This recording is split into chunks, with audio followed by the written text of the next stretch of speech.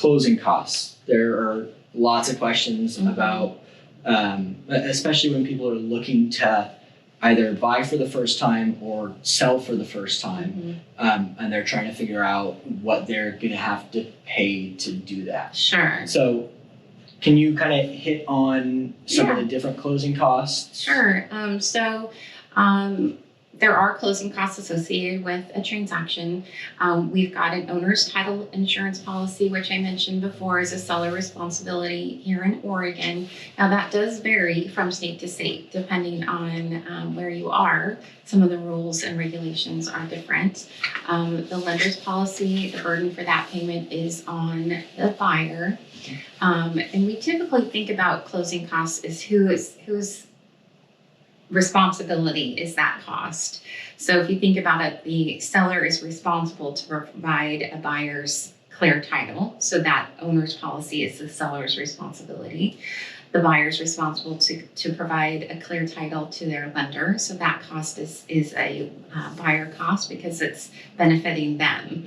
The escrow fee in Oregon is split 50-50 down the middle. So it is completely based on the sale price, and it's a sliding scale. Same with title insurance. It's a sliding scale based on both the sale price and the loan amount. Recording costs. So there's a recording fee for the warranty deed that makes the buyer the owner, as well as the deed of trust, because we file those at the county. That benefits, if you think about it that way, the buyer. So the buyer pays those closing costs.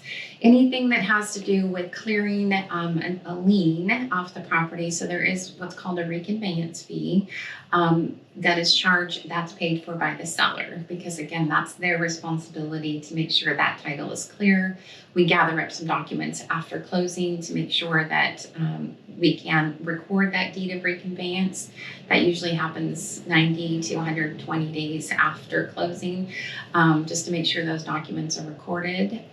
Typically, all the lender's closing costs are on the buyer side, unless there's been a negotiated closing cost credit from the seller to the buyer. You may see that on some transactions. And then in terms of prorations, I'm not sure if we're going to get into that. Yeah, that's right. It varies depending on the time of year. So that's talking about property taxes. Property taxes, yeah. So the taxes are a lien on the property, and it takes a priority lien position over anything else, even a trust deed or lien judgment, anything like that.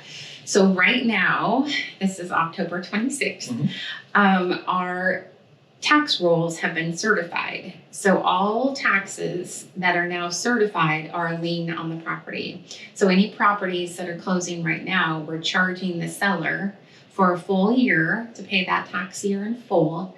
And then we're taking a charge from the buyer from the closing date to 7/1/2023, which is a credit on the seller side. And that's because, so that date that the tax rolls are certified is when? It's usually around October 15th. It varies slightly from county to county and year to year. The counties won't post any payments until November 15th. So we assume in all cases the taxes are not paid, and it does create some kind of back end work because sometimes they're paid by the seller's lender through their escrow account, but it doesn't show posted until November 15th. So right now we're kind of in this gray zone where lenders may have paid it, county doesn't show it posted, it's a lien on the property, we're required to pay it, which results in a duplicate payment, which we sort out usually in December and January. It's just kind of the way it goes. Sure. Anything after November 15th is just a credit to the seller and a charge to the buyer from the closing date to 7/1 of the following year. And that's because the tax year runs July 1st through June 30th of the following year, even though we pay them in November. It's really wacky and can get kind of confusing. So there's this period of time where we're charging the seller the tax amount, and then we give the seller back a credit from the closing date to 7/1 of the following year, and that is a charge to the buyer. There's also a period of time from July 1st of every year until the taxes are certified that we we would credit the buyer and charge the seller, because the buyer will get the tax bill when it rolls out in October-ish, and they will pay all 365 days. So seller's responsible from 7/1 to, say, October 1st. So that's a charge to them for that period of time, because again, when the buyer gets the bill, they're going to pay all 365 days, even though they didn't own it for that, 60-day period of time. So it depends on the time of year, and it can be significant difference one way or the other, depending on what time of year we are. Yeah. So basically, the prorations are if the buyer is going to be, so if the buyer is possessing the property during the time that the seller has already paid the property taxes for, I want to make sure that the seller gets credited back that, so they're not paying the property taxes for the buyer. Yes. And then the same is true as well. If the seller has been occupying the property while and after the tax year has started but hasn't been paid yet, we want to make sure that the buyer is getting that off of the annual taxes, so that they're not paying for. And you see that on through a closing as a credit, and it's credited directly against any closing costs that they are accumulating from their lender, or title and escrow closing costs. So they get a credit for the taxes, or the seller does, depending on where we are. And the opposite is true in each scenario. So it's a debit credit to the seller buyer, or it's a credit debit seller buyer, depending on the time of year. And like you said, it can make a big difference when, our property taxes can be, anywhere from, 2 to, who knows how many thousands, depending on the property. Yeah. The time of year can play a significant role. It really can. And also on the buyer side, the lender is setting up an escrow account at that time. So they're also collecting some number of months to set up that account. So, for example, if you close, say, in January or say June, they're going to have to pay the taxes in far less time than 12 months. So you can't just pay in 1 month at a time at that point. They've got to set aside maybe 9 months of taxes to establish that escrow account. Those funds are held with the lender, and then the buyer starts paying in 1/12 of the annual tax bill to their escrow account each month. So again, depending on the time of year, that could be more significant or less significant. Right now, it's about 3 months in a reserve account versus 9 or 10 months during the next part of the year, to kind of pad those escrow accounts for when the payment becomes due. Sure. And because property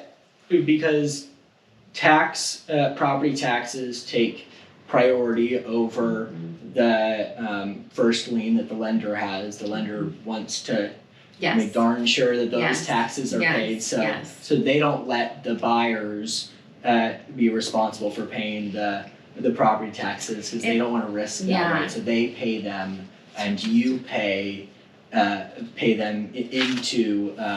It's factored into your monthly payment. That's right. Yeah. So most lenders, occasionally, if a borrower or buyer is borrowing a small fragment of the overall equity of the property, the lender will not require an escrow account to be established. But I would say 98 times out of 100, there is an escrow account, which is 1/12 of the annual tax bill and 1/12 of the annual insurance bill is collected as part of the principal and interest each month from the homeowner. Those funds get set aside, and they just continue to accrue until it's time to pay something out of that savings account that the lender's holding. They pay the taxes, and then you just keep paying 1/12 of each of those bills each month until something else renews, say the insurance. Then the lender will pay that out of that savings account that they've set aside by the buyer making those monthly payments into those little buckets. I like to think of it as a bucket. So you've got a tax bucket, an insurance bucket, and then over here is your principal and interest. So each time the taxes become due, the lender empties out the tax bucket, it tips back up, and you start putting more into that bucket over time until the next year. Typically, lenders will collect a little more. Sometimes you'll see 2 months additional months worth of taxes set aside in case the taxes go up. They've got a little cushion there that would allow them to still pay the taxes in full by the November 15th deadline without calling the buyer and saying, we need a check for $300 or something like that. Sure. Trying to avoid that. And for the most part, because of how our property tax laws are set up in Oregon, even when home values decrease, most homes' taxes are still going to go up because That's true.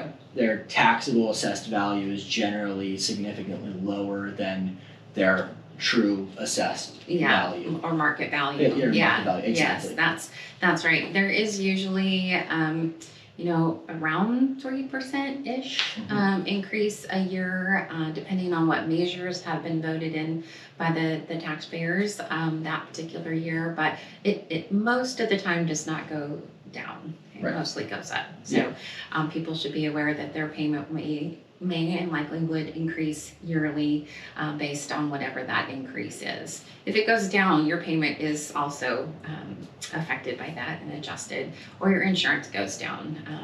They do keep a pretty close eye on those accounts.